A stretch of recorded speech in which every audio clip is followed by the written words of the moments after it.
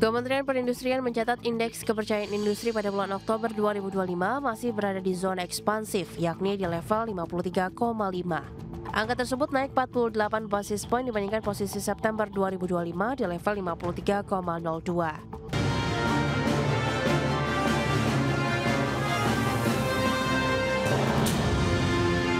Ya, pemirsa, Kementerian Perindustrian mencatat indeks kepercayaan industri di Oktober 2025 pada level 53,5 atau masih berada di zona ekspansif. Dan Kemenperin mencatat 22 subsektor industri mengalami ekspansi dan hanya satu subsektor yang mengalami kontraksi.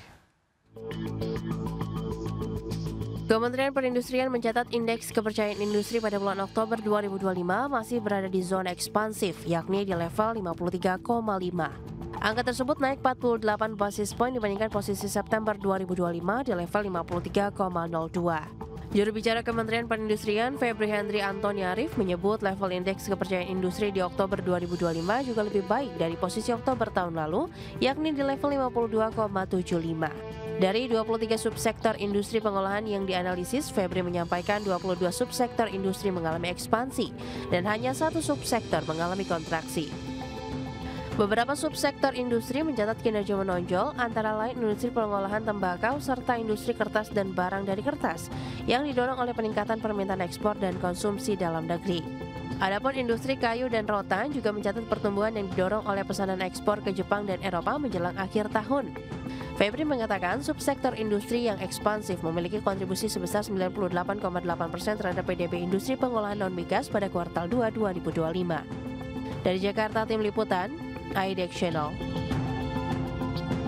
Baik pemirsa, untuk membahas tema kita kali ini, indeks kepercayaan industri ekspansif di tengah ketidakpastian global, kita sudah tersambung melalui Zoom bersama dengan Bapak Abdul Sobur, Ketua Umum Himpunan Industri Mebel dan Kerajinan Indonesia HIMKI, kemudian juga sudah bergabung Pak Ebi Junaidi, Chief Ekonomis Samudra Indonesia dan juga dosen FEB Universitas Indonesia. Langsung saja kita sapa ini. Halo Pak Abdul Sobur, apa kabar Pak? Kabar baik, Mas Pras. Terima kasih atas waktu yang disempatkan. Pak Ebi, apa kabar Pak? Sehat Mas Pras, Alhamdulillah. Baik, terima kasih juga atas waktu yang disempatkan. Dan sebelum membahas lebih jauh, mungkin Pak Ebi bisa mereview terlebih dahulu lah seperti apa sih kinerja industri manufaktur di Indonesia saat ini begitu. Apakah memang akan semakin membaik kondisinya atau seperti apa nih menjelang juga berakhirnya tahun 2025 Pak Ebi? Silakan. Ya, kalau kita lihat kinerja sektor manufaktur Indonesia di 2025 ini menunjukkan ketahanan yang relatif kuat, meskipun sebenarnya menghadapi tantangan dari dinamika ekonomi global seperti sebelumnya kita melihat ada perang dagang, fluktuasi harga komoditas, serta pelemahan dari daya beli domestik akibat inflasi dan juga penurunan konsumsi rumah tangga. Namun sektor manufaktur ini mencatat pertumbuhan sebesar 5,7% pada periode kuartal 2 2025 ini, lebih tinggi dari PDB kita 5,1%, didorong oleh permintaan domestik dan juga tadi ekspor non migas kita gitu. Beberapa subsektor manufaktur ini mendukung pertumbuhan ini adalah mesin, kemudian logam dasar, kimia, makanan dan minuman, barang dari kulit dan alas kaki. Kita melihat pertumbuhannya itu kalau untuk mesin dan perlengkapan itu hampir 19%, logam dasar itu 15%, hampir 15%, kemudian barang galian bukan logam itu 10,1%, dan yang lainnya itu hampir mencapai 10% gitu ya.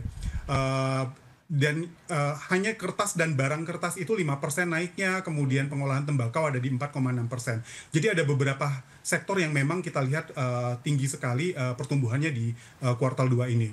Purchasing Manager Index kita untuk manufaktur Indonesia pada September 2025 ini berada di level 50,4%, yang menandakan 50,4 yang menandakan masih ekspansif.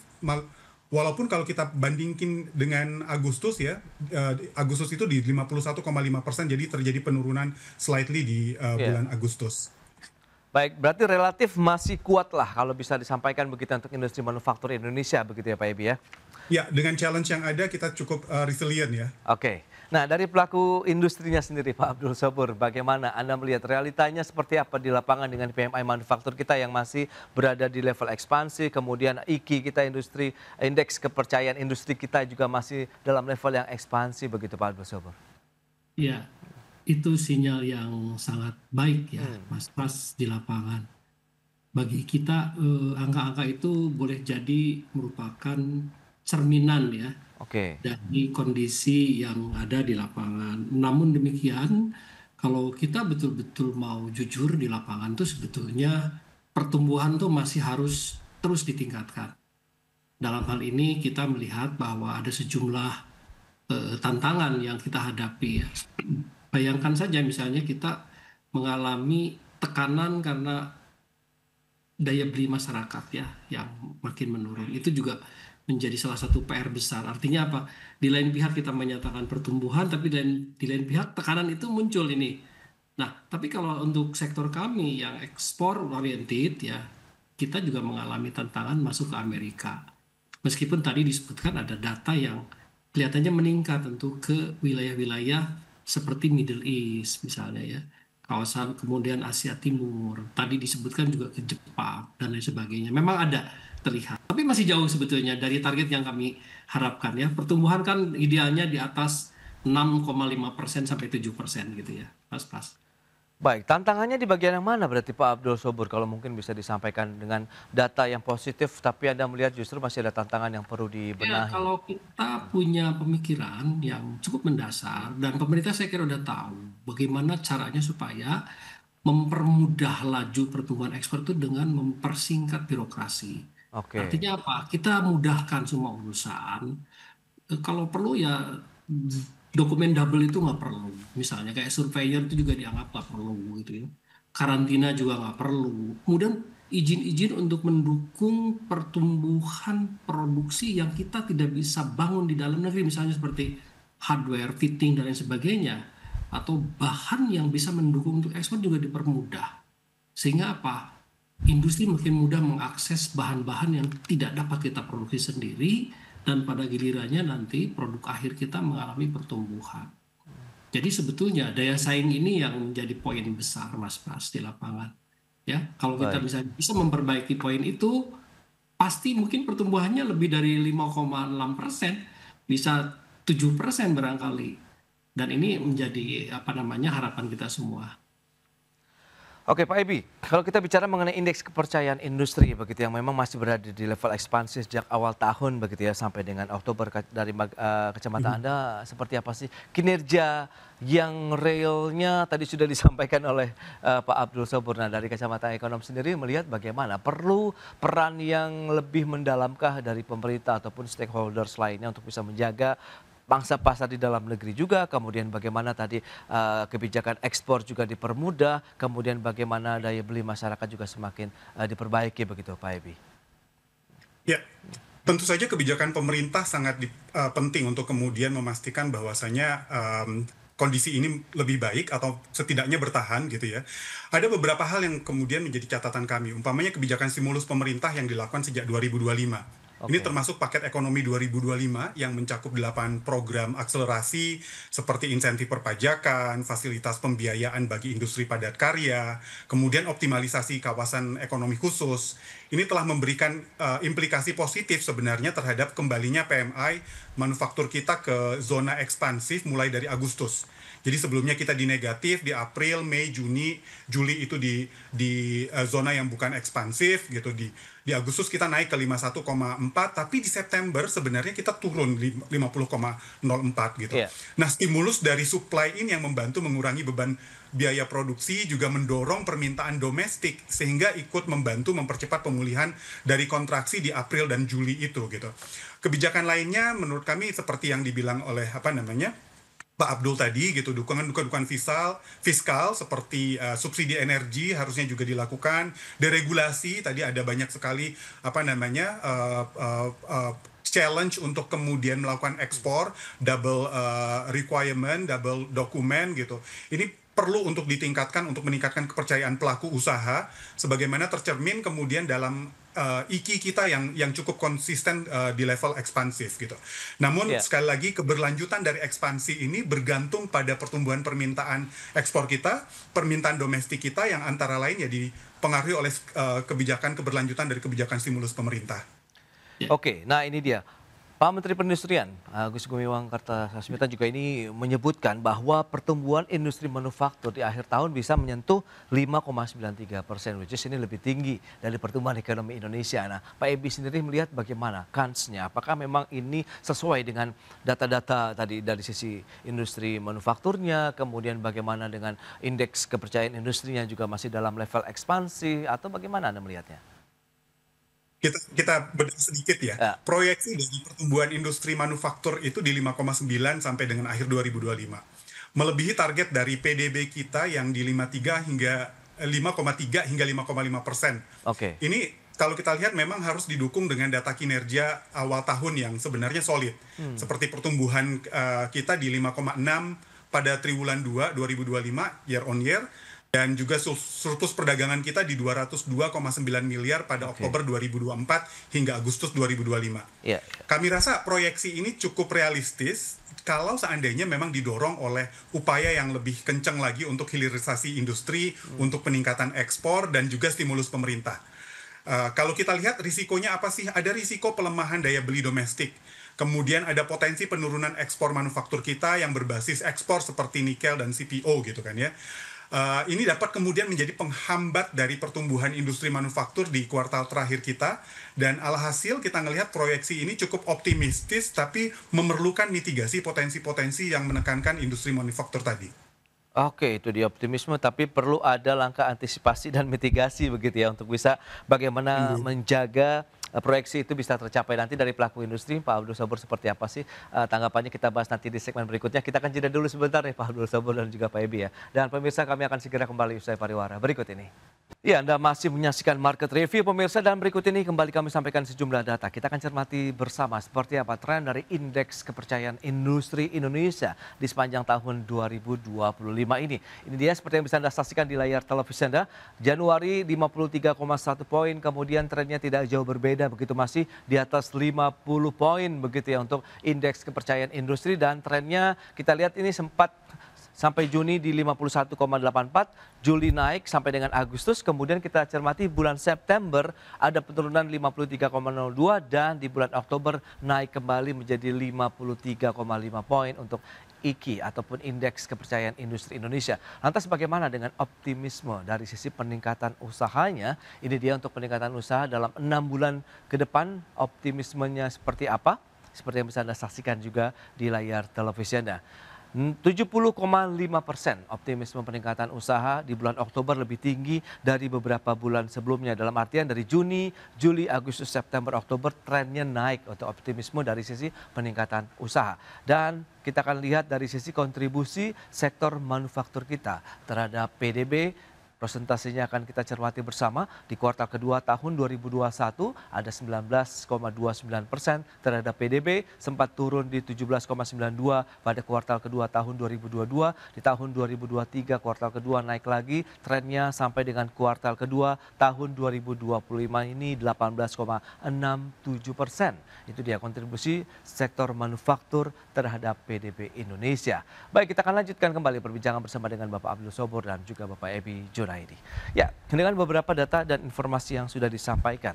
Nah, lantas bagaimana Pak Abdul Sabur dari sisi pelaku usaha dan eksportir juga begitu untuk mencermati beberapa data tadi yang sudah disampaikan. Pak Ebi juga masih mencermati terkait dengan kondisi ekonomi di Indonesia, tantangan dari sisi daya beli masyarakat juga begitu.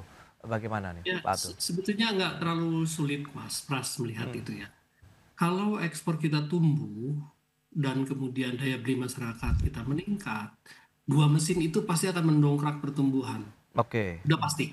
Ya, sekarang kita cermati misalnya, ekspor kita masih tertahan terutama ke wilayah Amerika Serikat ya, dengan tarif kita yang justru kondisinya ini agak mengkhawatirkan karena Vietnam sama Malaysia dapat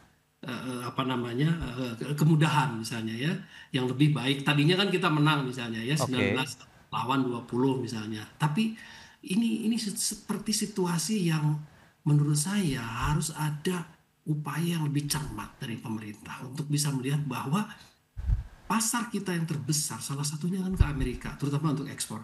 Apalagi ekspor mebel ya 54%. Jadi ini poin penting untuk kemudian kita bisa punya peluang lebih baik, negosiasi lebih kental, lebih bagus lagi ke sini. Ya, itu salah satunya. Karena apa? memang ada pemikiran, ayo kita dorong ke tempat lain, market ke negara, itu nggak mudah Mas Pras ya. Tidak semudah membalikan telapak tangan. Kita tahu bahwa perlu ada diversifikasi pasar, misalnya ke wilayah-wilayah yang non-tradisional seperti ke Middle East, ya, ke wilayah India, ke Afrika, bahkan ke tetangga kita, ya, ke maksudnya ASEAN dalam hal ini juga market besar, dan mungkin malah ke anggota kita sesama BRIC, tapi itu nggak gampang. Sementara yang sudah kita pegang ya, misalnya untuk industri mebel dan kerajinan 54% ke Amerika, ini harus dijaga. Nah, ini poinnya sebetulnya. Dan tentu saja bagaimana insentif pemerintah untuk bisa memberikan dorongan kepada masyarakat supaya belanja produk dalam negeri. Ini penting sekali ya, campaign nasional branding ini kita penting Pak. Karena apa? Tanpa itu masyarakat juga akan membelinya asal membeli aja. Kita harus dorong mereka membeli produk asli Indonesia. Dengan demikian ya, dua sisi ini akan terjadi secara signifikan saling backup. Maka pertumbuhan itu mungkin lebih daripada 6-7%. Saya kira itu poinnya. Baik, tapi kalau misalnya kita bicara dengan kondisi real tadi begitu yang seperti Anda sampaikan, indeks bagaimana kepercayaan industri ekspansi ini, kemudian PMI manufaktur kita yang masih dalam berada level ekspansi, momentum apa yang mungkin bisa kita kuatkan lagi kalau dari kacamata Pak Ebi begitu. Mengingat ini kan tinggal beberapa bulan lagi begitu di tahun 2025 Pak Ebi. Masih adakah momentum yang bisa kita dorong lagi sementara kita tahu beragam kebijakan stimulus ekonomi sudah diberikan juga nih oleh pemerintah jilid 1, jilid 2, jilid 3. Menurut Anda apakah itu efektif atau bagaimana Pak Ebi?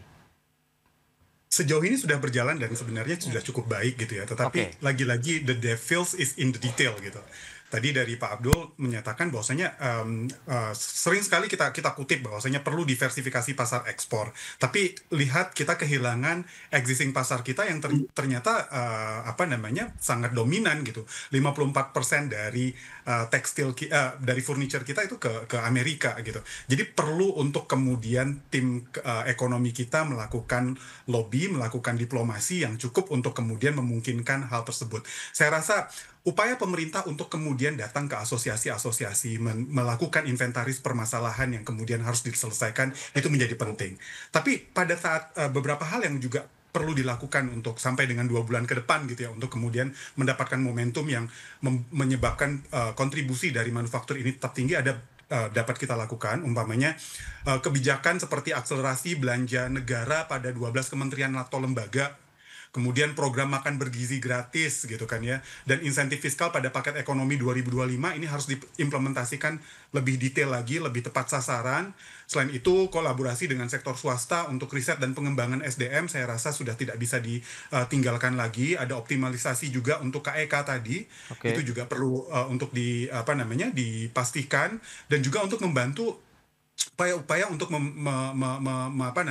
menjaga momentum ekspansi ini, pemberian insentif khusus kepada subsektor industri seperti manufaktur yang mengalami pelemahan daya saing, tadi furniture termasuk tekstil, karet, kayu, ini saya rasa yang kalau kita lihat dari BI by subsektor di kuartal 3 ini from manufacture index-nya ini adalah 4 subsektor yang mengalami indeks yang di bawah ekspansif. Saya rasa detailnya itu yang kemudian perlu untuk dikaji oleh pemerintah untuk segera dilakukan upaya-upaya untuk menjaga momentum ekspansi ini. Oke, itu dia, menjaga momentum ekspansi. Nah, Pak Abdul Sobur, lantas bagaimana dengan kebijakan deregulasi juga yang sudah dilakukan oleh pemerintah begitu? Menurut Anda tantangan terbesar, karena kita tahu juga memang dari mebel dan kerajinan adalah ke Amerika Serikat. Tapi bagaimana dengan negara-negara tujuan ekspor lainnya begitu, Pak Abdul Sobur?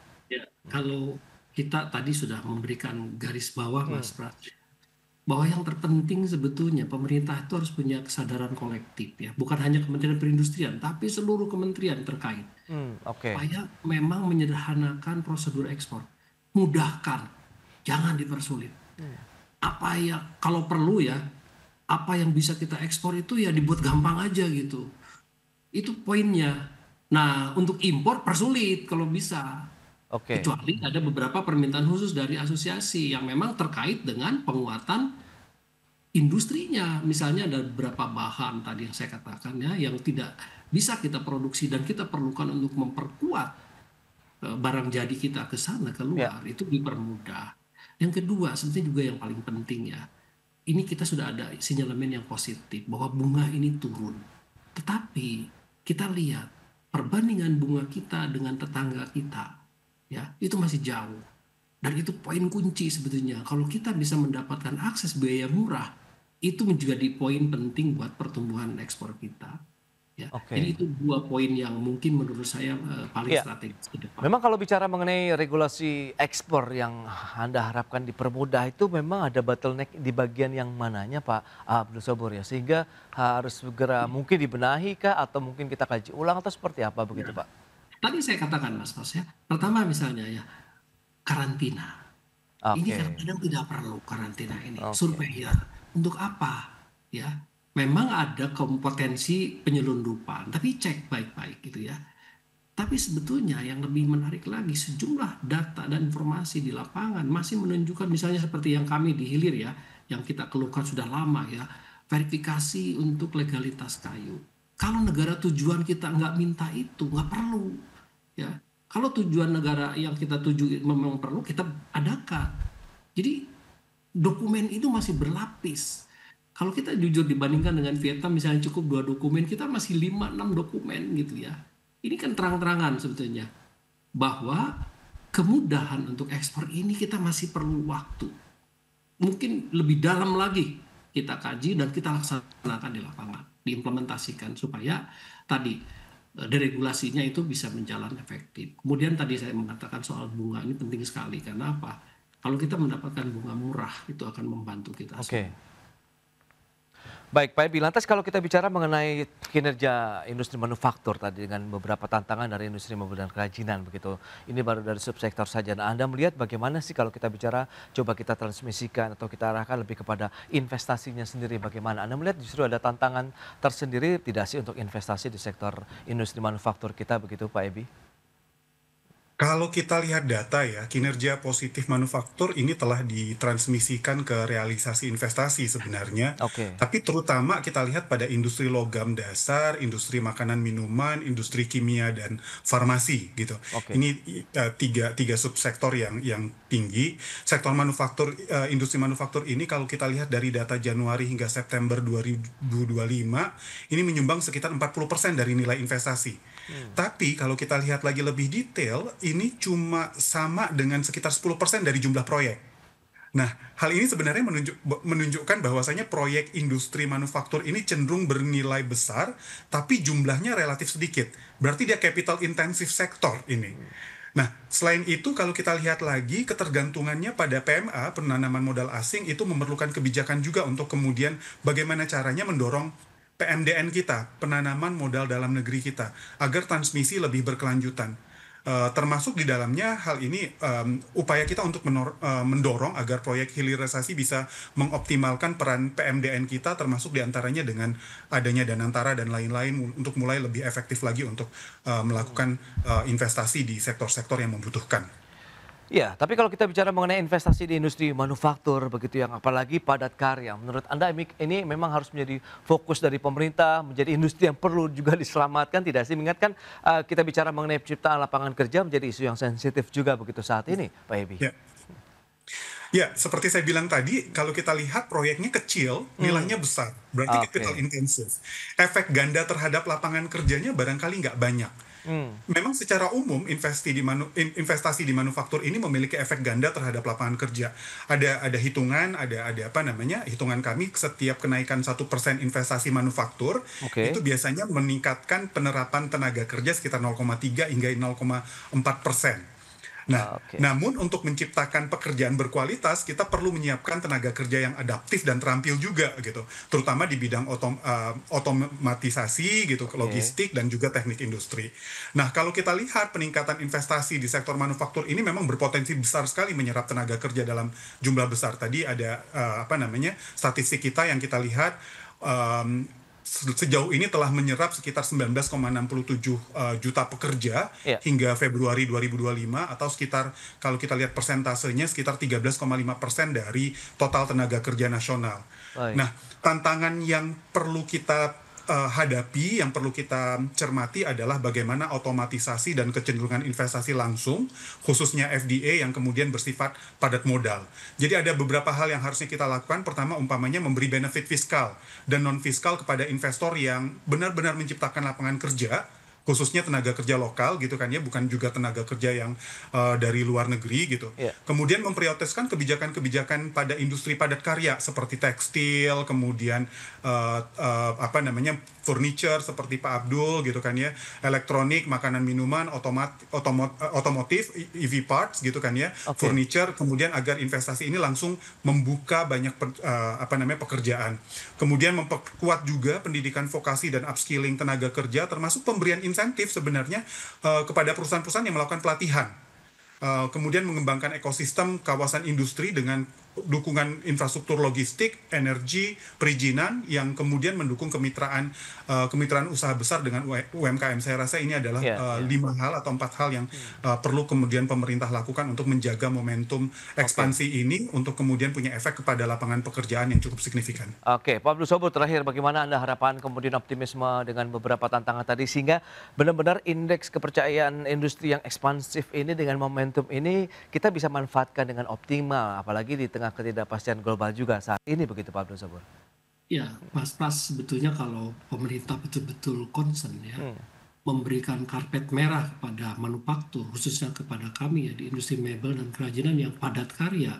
Kita bisa lihat tadi data ya, bahwa industri kami aja bisa menyerap 2 juta lapangan kerja untuk ekspor 3,5 miliar. Kalau kita naikin 2 lipat saja, itu kan kurang lebih sekitar 3,5 juta lapangan kerja. Dan udah jelas sekali gitu ya, bahwa industri manufaktur itu betul-betul menjadi penopang, penyerap tenaga kerja paling signifikan. Ini yang menjadi concern utama pemerintah. Kalau misalnya kita lihat dari bagaimana Cina merangkak pertumbuhan itu kan sebenarnya dengan industri manufakturnya tuh. Mebel di situ salah satu poin yang terbesar ya. Dan terus sampai akhirnya memang bergerak ke ekonomi yang lebih tinggi ya, atau pekerjaan yang lebih halus gitu ya. Di tahap kita ini pemerintah memang harus konsentrasi bagaimana manufaktur ini kembali pulih. Ini kan datanya kan menunjukkan ada deindustrialisasi ya. Bagaimana kita harus akui gitu, deindustrialisasi itu muncul di lapangan, Mas Pras ya. Baik, itu yang perlu dicegah. Itu yang perlu dicegah jangan sampai terjadi sehingga bagaimana penciptaan lapangan kerja tetap ada, kemudian industrinya juga masih bisa bergerak positif, apalagi dengan industrialisasi ini kan muncul akibat kalau di dalam negeri misalnya ketidakmampuan dia bersaing menghadapi saingan global, atau kalau dia PMI dia pergi atau pindah ke negara lain yang memberikan regulasi yang lebih mudah. Itu kan terjadi. Mana mereka belakangan ini kan kita bisa lihat data. Kita nggak boleh nutup mata dengan data itu. Oke, Pak Abdul Sobur, itu dia harapan dari pelaku usaha khususnya industri manufaktur Indonesia ya terkait dengan kebijakan-kebijakan yang lebih pro lagi terhadap dunia industri sehingga akan lebih leluasa untuk bergerak dan menciptakan lebih banyak lagi peluang tenaga kerja untuk masyarakat Indonesia. Pak Ebi, Pak Abdul Sobur, terima kasih banyak atas informasi, update dan juga insight yang sudah diberikan kepada pemirsa pada hari ini. Selamat melanjutkan aktivitas Anda kembali. Salam sehat, sampai berjumpa kembali. Terima kasih Pak Abdul Sobur, Pak Ebi, terima kasih. Sampai berjumpa kembali, terima kasih. Baik pemirsa, 1 jam sudah saya menemani Anda dalam Market Review dan perbaharui terus informasi Anda hanya di IDX Channel, your trustworthy and comprehensive investment reference. Karena urusan masa depan harus ke depan. Aku investor saham. Saya Prasetyo Wibowo beserta seluruh kerabat kerja yang bertugas pamit undur diri. Terima kasih dan sampai jumpa.